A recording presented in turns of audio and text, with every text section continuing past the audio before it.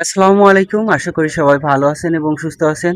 আ চলেন তাহলে শুরু করা যাক আজকের বকবক এপিসোড নম্বর ২ এবং আজকে আমি ট্রাই করব আপনাদেরকে একটা আ ছোট্ট একটা গল্প দিয়ে মোটামুটি আজকে ভিডিওটা শেষ হবে ইনশাআল্লাহ। সো গল্পটা শুরু হয় ঠিক এরকমভাবে যে আ একবার হযরত মুহাম্মদ সাল্লাল্লাহু সাল্লাম তার একদল সাহাবীকে একটা যুদ্ধে পাঠালেন এবং তারা বহু দূরের পথ যেহেতু এবং অনেক দূরে যাইতে হবে, সেক্ষেত্রে দেখা যায় যে আপনার আ অনেক দূরের পথ যেহেতু এবং তারা একটা লোকালয়ে আশ্রয় নিল। এবং সেখানে দেখা গেল যে লোকালয়ের যে প্রধান ছিল এবং লোকালয়ের যে মানুষ ছিল আ তাদের থেকে টোটালি তারা কোনো রকমের সাহায্য তো পেল না। যেহেতু অনেক দূরের পথ যখন আমরা জার্নি করি, তখন কিন্তু আমরা দেখতে পাই যে আমাদের বিভিন্ন নিডস থাকে। জাস্ট লাইক খাবার দরকার হইতে পারে, পানির দরকার হইতে পারে, এমনকি অন্য সরঞ্জামের দরকার হইতে পারে। সো সাহাবাগণ যখন ওই লোকালয়ের মানুষদের থেকে সাহায্য চাইতে লাগলো, তারা কেউ কিন্তু সাহায্য করেনি। সো তারা ভাবলো সাহাবাগণ যে আমরা কিন্তু একটা রাতের বেশি এইখানে থাকতে পারবো না।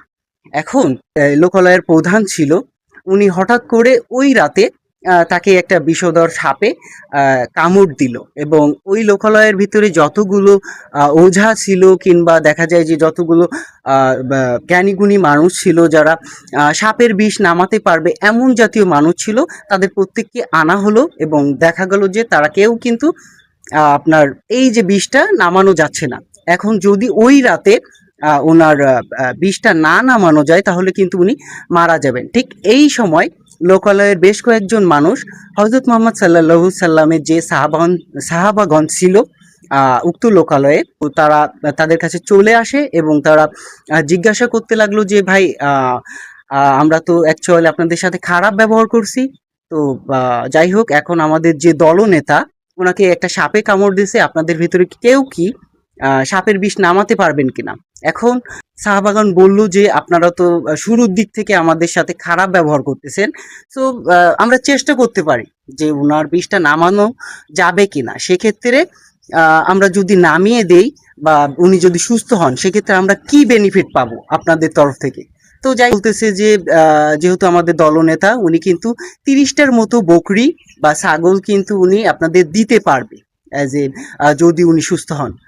দলনেতার বাসায় বা রুমে পৌঁছালো এবং বিসমিল্লাহ সহকারে সাহাবাগণের ভিতরে একজন সূরা ফাতিহা আহ, তিনি তেলাওয়াত করা শুরু করলো তার কানের পাশে যে মোটামুটি ৭ বারের মতো উনি সূরা ফাতিহা তেলাওয়াত করলেন এবং ঠিক এমনটা ছিল বাংলা যে আমি পরম করুণাময় সৃষ্টিকর্তার নামে শুরু করতেছি এবং আমাদের একমাত্র ইবাদতের স্থল হচ্ছে বা উপাসনার স্থল হচ্ছে যে আমাদের স্রষ্টা হিসেবে মহান আল্লাহ তাআলা, এবং আপনি আমাদেরকে এমন পথে চালিত করুন যেই পথে আপনি মুমিনদেরকে চালিত করেছেন এবং ওই পথে আমাদেরকে চালিত করেন না যে পথে আপনি কিছু মানুষদেরকে কাফের স্বরূপ ধ্বংস করে দিয়েছেন। এবং মোটামুটি ৭ বার যখন উনি সূরা ফাতিহা তিলাওয়াত করলো এবং সাপে যেহেতু ওনাকে কামড় দিছে সেক্ষেত্রে একটা ক্ষতস্থান ছিল।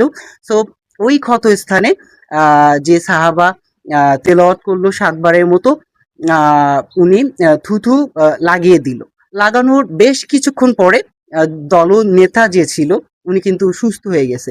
এখন যাই হোক, যেহেতু কথা দিলে রাখার যে ব্যাপারটা সেটা কিন্তু উনি রেখে দিছে। দলনেতা মোটামুটি সাহাবাগণদেরকে আপনার ৩০টার মতো ছাগল বা বকরি দিয়ে দিল। এখন সাহাবাগণ সকলেই আলোচনা করতে লাগলো যে এই যে ছাগলগুলো বা বকরিগুলো কিন্তু আমাদের না। এটা কিন্তু আমরা আমরা যে সৃষ্টিকর্তার ইবাদত করি, পরম করুণাময় আল্লাহ তাআলার ইবাদত করি, তার কথাতে বা তার যে সূরা ফাতিহা তেলাওয়াত করার জন্য বা তার কথা স্মরণ করে যেহেতু আমরা এই জিনিসগুলো অ্যাচিভ করছি, সেক্ষেত্রে এটা কিন্তু আমরা নিতে পারি না সবাই মিলে। তো ওনারা সাথে সাথে মদিনাতে ফেরত গেলেন এবং হযরত মুহাম্মদ সাল্লাল্লাহু সাল্লামের কাছে পৌঁছালেন এবং ওনারা যে পুরো ঘটনাটা মহানবীর কাছে ব্যাখ্যা দিলেন এবং ঠিক ওই সময় আমাদের প্রিয় নবী হযরত মুহাম্মদ সাল্লাল্লাহু সাল্লাম হাসলেন এবং বললেন, আমি তো তোমাদেরকে বা তোমাদের ভিতরে কাউকে জানাইনি যে সূরা ফাতিহা যদি কেউ তিলাওয়াত করে এবং এর ফজিলত সম্পর্কে আরো যে অন্যান্য জিনিসগুলো আছে এর গুণাগুণ আমি তো বলিনি। তাহলে তোমরা কিভাবে এটা বুঝতে পারলে? তো যাই হোক, সাহাবাগণ তখন বললেন যে আমরা কেবলমাত্র এক আল্লাহরে বিশ্বাস করি, তারপরে তার বান্দা হিসেবে আমরা আপনাকে স্মরণ করি এবং মানি। এবং আপনি যেহেতু আল্লাহর প্রেরিত নবী এবং রসুল, সেক্ষেত্রে এর অবশ্যই একটা ভালো দিক আছে। তো যাই হোক, মহানবী তখন হেসে হেসে সাহাবাগণদেরকে বললেন যে অ্যাটলিস্ট তোমরা করো, এই যে 30টা ছাগল বা বকরি আছে, তোমরা তোমাদের সবার ভিতরে এটা সুন্দরভাবে বন্টন করে নাও এবং আমার জন্য একটা অংশ তোমরা রেখে দেবা। তো যাই হোক, আহ বলতে পারবো না, এই গল্প বলতে পারেন, কাহিনী বলতে পারেন বা হাদিস বলতে পারবেন। সো প্রত্যেকটা সূরা বা প্রত্যেকটা হাদিসের কিন্তু একটা বেসিক থিওরি থাকে ভাই। আমাদের প্রত্যেকের কিন্তু চলে যেতে হবে। সো আপনি যদি অ্যাজ এ মুসলিম হন বা যাই হোক আপনি সনাতন হইতে পারেন, বাট ওইটা ম্যাটার না। যদি আপনি মুসলিম ধর্মে অবলম্বী হয়ে থাকেন, তাহলে ফার্স্ট অফ অল আপনার স্মরণ করা উচিত যে অ্যাজ এ মানুষ হিসেবে আমাদের রেসপন্সিবিলিটি কি, আমরা আহ, আসলেই কি ভালো কাজ করতেছি বা খারাপ কাজ করতেছি কিনা। এবং আপনারা যখন কোনো স্টেপ নেবেন পার্সোনাল লাইফে বা সোশ্যাল লাইফে অথবা ফ্যামিলি যে লাইফে, তখন আপনারা খেয়াল করবেন যে আমি যে পদক্ষেপটা নিচ্ছি এটা আসলে আমার ধর্ম সাপোর্ট করে কিনা, বা আমি যে ধর্মের অবলম্বী সেটা সাপোর্ট করে কিনা। তো যাই হোক, অনেক বক বক করে ফেললাম এবং আমার কথার ভিতরে যদি কোনো ত্রুটি থেকে থাকে অবশ্যই ক্ষমাশূন্য দৃষ্টিতে দেখবেন। এবং যদি ভিডিওটা ভালো লাগে অবশ্যই আহ ভাই যা যা খুশি তাই কইরেন। তবে শেষ করার আগে যদি সম্ভব হয় ভিডিওটা শেয়ার করে অন্যকে দেখার সুযোগ করে দিবেন। আল্লাহ হাফেজ। দেখা হচ্ছে অন্য কোনো একদিন, আরো হয়তো বেশি বকবক করব। সেই পর্যন্ত সবাই সুস্থ থাকবেন, ভালো থাকবেন। আল্লাহ হাফেজ।